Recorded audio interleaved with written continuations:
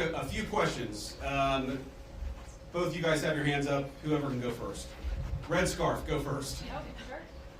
Thank you, Mr. Vice President. Do you have any plans, are there plans to expand the U.S.'s military presence in Greenland beyond this base? Well, are there immediate plans to expand our military presence? No, but are there general objectives that we want to accomplish that will certainly require us investing more resources, investing in additional military icebreakers, investing in additional naval ships that will have a greater presence in Greenland? Absolutely.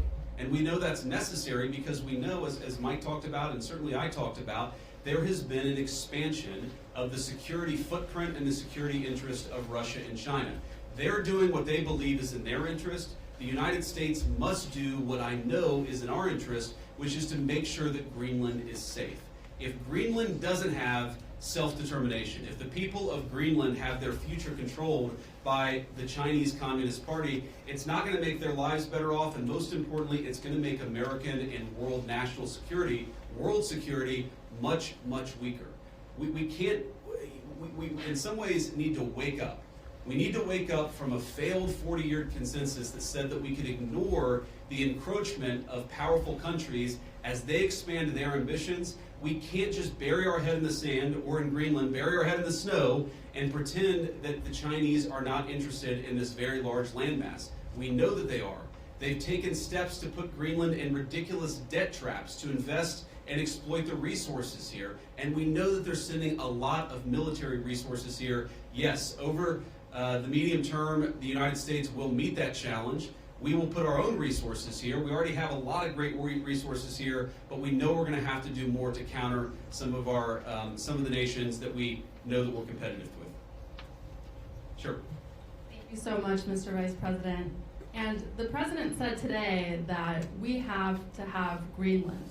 By being here today, are you also conveying that message that the U.S.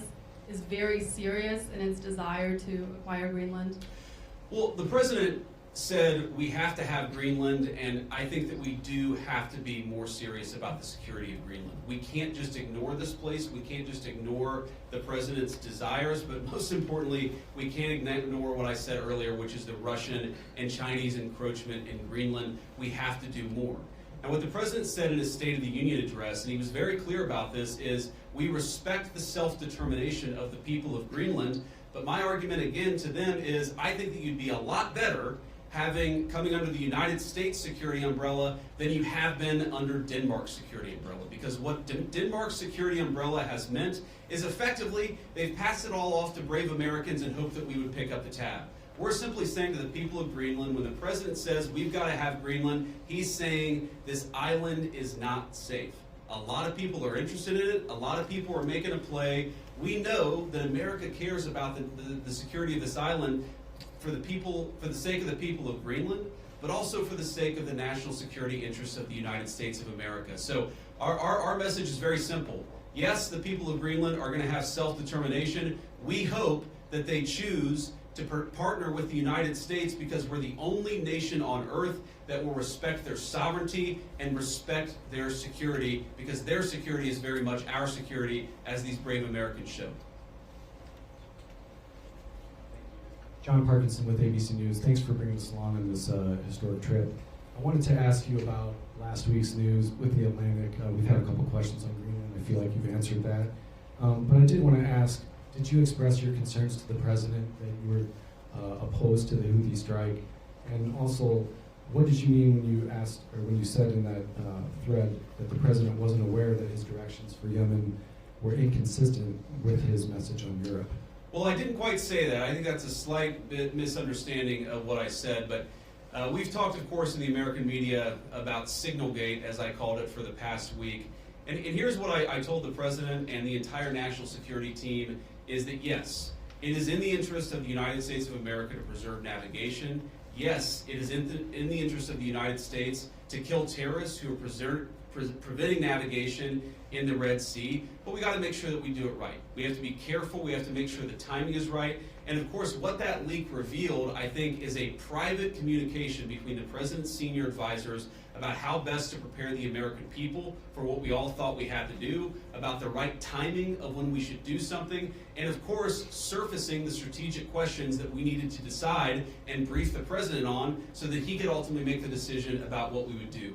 What I saw in that signal chat, and of course what I've seen in the President's senior national security team, is that sometimes we all agree and sometimes we all disagree, but it's important that we all have an honest conversation amongst ourselves and with the President of the United States about what we think is the best interest of the national security of the United States of America. I support the President's decision to strike the Houthis. I always supported the President's decision to strike the Houthis, and I support the national security team having the argument about how best to serve the American people. Go ahead. In your security briefing today, did you see specific threats coming from China and Russia, things that you did not know about before? Are we talking battleships, icebreakers, any type of military equipment, or is it economic? Well, I don't want to get too specific, but yes, we know that the Chinese are very, very interested in this island. We've seen some of the economic pressures that they've tried to place on Greenland. We know that they're increasingly engaging in military training and military interest. Certainly, they've started to describe themselves as a near-Arctic power. And I think part of that is justifying taking a further interest in Greenland and some of the surrounding territories. So we've seen very strong evidence that both the Chinese and the Russians are interested in Greenland. And why wouldn't they be interested in Greenland? It's a beautiful place. It has incredible people. It has its geographic placement makes it very important for the national security of the United States, but for world security. What we have to recognize is that if the Chinese and the Russians are going to pursue their national interest, we need a president who's going to pursue the American national interest, and that means ensuring that Greenland is safe. When can we expect an update on the internal investigation into that signal chat leak? Has that investigation concluded, and what are the findings? I think we'll get an update soon. Look, we take it very seriously. We all accept that a journalist should not have been invited into the chat, and members of the administration, including my dear friend Mike, have taken responsibility for it. But I find the American media's obsession with this issue very, very interesting, because I happen to remember about 4 years ago when American military leadership made a catastrophic error that got 13 innocent Americans killed in Afghanistan and had about $80 billion of military equipment turned over to one of the worst terrorist organizations in the world. And for years, the American media ran cover for a Biden administration that refused to fire any generals or even launch an internal investigation that was meaningful and substantive about what happened. And now the same American media that covered for the Biden administration after the untimely death and the unnecessary death of 13 brave Americans is really, really interested in forcing the President of the United States to fire someone because of a signal chat. Because of a signal chat. That is not honest behavior from the American media, and if you think you're going to force the President of the United States to fire anybody, you've got another thing coming. President Trump has said it on Monday, on Tuesday, on Wednesday, on Thursday, and I'm the Vice President saying it here on Friday. We are standing behind our entire national security team. Can I just ask you about Yeah, go ahead. the tariffs? There's been some retaliation, some signals at least in the media that Canada's going to respond, some of these others are going to respond to the president's tariffs. What's your message for Americans that are going to see costs increase on auto manufacturing, new cars, that kind of thing? Is it Buy America, or what's the message going forward there? Well, let me say a couple of things. First of all, for the Canadians, and we have many dear friends in Canada, and of course we love the Canadian people, but the Canadian leadership threatening retaliatory tariffs against the United States, as President Trump often says, they just don't have the cards. There is no way that Canada can win a trade war with the United States. What President Trump has said is that he wants to level the playing field. For decades, Canadian leadership has forced American farmers and American manufacturers to play by an unfair set of rules. All President Trump has said is that we're done playing by an unfair set of rules. If you're going to do something to our industries, then we're going to do something back to your industries. That's how you protect American manufacturing, and that's how you protect American jobs. Now, what I'd say to the American people is look, The president ran on this, and he said very clearly that we're done being the piggy bank of the entire world. For 40 years, in the same way that our European friends, I think, have neglected international security, for 40 years, a lot of our friends all over the world have used America as a piggy bank. They have used us to absorb all of their excess economic production. What does that mean for Americans?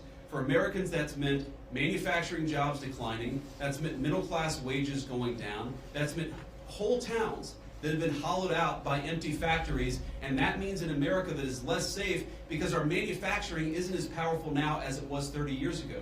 I've got all these brave Americans in front of me and a few behind me too. We want to send, if God forbid we have to send Americans to war, we want them to have weapons, the best weapons in the world that are manufactured in America and not in China. The way you do that is to rebuild the American manufacturing sector. The days of America being the piggy bank of the world, the days of closed factories, the days of people not being able to get a middle-class job in this country, they're over. And yes, that means we're going to have to fight back even against some of our friends and their unfair economic practices, but the long-term consequence of this is going to be higher wages, more manufacturing, and more economic security for the American people. We'll take a couple more questions. On Russia, has the U.S. agreed to those conditions that the Kremlin said were needed for that truce in the Black Sea? It included lifting sanctions imposed on Russian banks. Trump said this week that you were still looking at it. Well, there are a couple of different statements that are floating around out there, and some of them I think are mistranslations, and some of them are not totally clear what is even being asked for. But the president has said, and he's right, that I think we feel very good about where things are. We trust but verify. We make sure that what we're seeing from one party is met by the other party and vice versa. But I think that we've made an incredible amount of progress. We have to remember that this war started under Joe Biden's administration. It has led to an unbelievable amount of death and destruction. And for the first time in almost 4 years, thanks to President Trump's leadership, we have an opportunity to really achieve a peaceful settlement. The president's going to fight every single day to make sure that happens. And of course, we'll keep you guys updated as we continue to make progress. I do think if you look at what we've talked about, we've obviously got this energy infrastructure ceasefire. We've got a Black Sea commercial ceasefire that I think is almost done. And once we get there, we'll work on the next stage of the ceasefire. Yeah. The president has previously not ruled out military force when he's talking about taking over Greenland. But your rhetoric today is more about encouraging the Greenlandic people to vote for independence. Do you think the rhetoric has changed about that, or what's your message there? No, I don't think it's changed at all. Look, the president said clearly he doesn't think that military force is going to be necessary, but he absolutely believes that Greenland is an important part of the security, not just of the United States, but of the world, and of course the people of Greenland too. It's very simple. I think the president's been very consistent here from his State of the Union, from his inaugural address, and every public statement that he's made.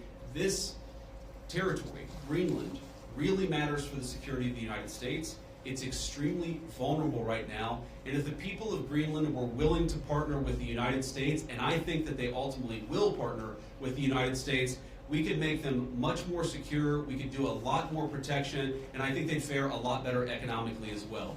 This has to happen. And the reason it has to happen, I hate to say it, is because our friends in Denmark have not done their job in keeping this area safe. They just haven't done it. It's very simple. For all of our friends in the American media who attack the administration for pointing out the obvious, what is the alternative? To give up the North Atlantic? To give up the Arctic? To China? To Russia? And to other regimes that don't have the best interest of the American people at heart? We have no other option. We need to take a significant position in Greenland to keep the people here safe, but to keep our own country safe too. We'll do one or two more. Yeah. Trump said this week the U.S. would go as far as we have to go to acquire Greenland. In that same vein, that question, are there plans that have been drafted to use military force to take over Greenland? Well, what the president has said is that we need to have more of a position in Greenland. We need it, again, for the safety of the American people.